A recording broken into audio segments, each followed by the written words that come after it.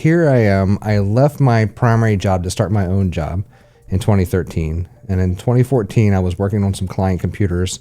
And I happened to throw this thing up from TechCrunch. Was it Disrupt or? I think it was Disrupt. It was Disrupt 2014. And the CEO of Meta put his email address on the screen and said, if you have an idea, send it to us. And you may get lucky enough to come out to California. And you know what? They picked my name. They picked my name because I came up with the idea that if we could see augmented reality and we could see, for me in the IT space, you can look through and see the servers and immediately see a flashing light or a hard drive or something that's going bad that needs to be replaced. You can see it. You don't have to look at a phone, an app, or computer or anything. Instantly see where it needs to be replaced and be fixed. How much time saving could that be? This could be as simple as Microsoft or IBM or any of the big boys running these big data centers. They don't have to figure out what server rack or server farm. They just instantly see where it needs to be replaced. So you got the invite. I mean, what was the time frame here? Do you sent this in and then they called you the next day, or was it a month or 2 months? It was actually about 2 weeks.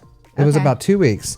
So they basically said, we liked your idea and we'd like you to come out to San Francisco and we'd like you to work with a bunch of pioneers in a workshop to build the next augmented reality glasses. Once in a lifetime opportunity. So I went and did it. I flew out to California. It was the best time I can tell you. And I was working with a bunch of developers from all across industries, really. There was people in there from DARPA. There was people in there from Caterpillar. There was people in the entertainment industry. And I was sitting right shoulder to shoulder with them with these glasses. These glasses in particular. In fact, I'm gonna show you what this looks like. I might even put them on. But this is the set. Now, was this a week-long conference? It was. Okay. It was. It wasn't even a conference. It was a workshop. Oh, so it was okay. Somebody's house up in the hills of Silicon Valley. It's been a while. You'll see that there's a prism. If you can look inside of here, you can see that there's a prism at I don't know if it's a 45 or a 20 degree angle. So the projectors are on the side here would hit this and bounce into your eye. So then you're able to, and then these cameras up here were able to see where your fingers are pointing and to be able to interact with it.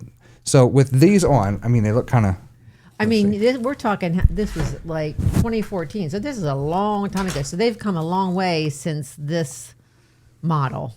oh yeah, they've come a very long way from this model. In fact, I don't even know if the company's still in business.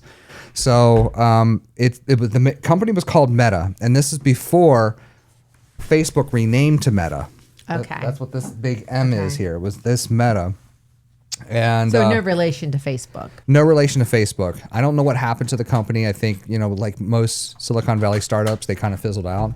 But they had a really good idea, and they were using the Unity engine that would plug into a small little Android box, basically like a phone, so to speak. Okay. Now, this was a couple years ago. You can see things are cabled, but take a look at what Meta and Facebook are doing now. They have the Oculus. I think the Meta Quest 3, completely wireless.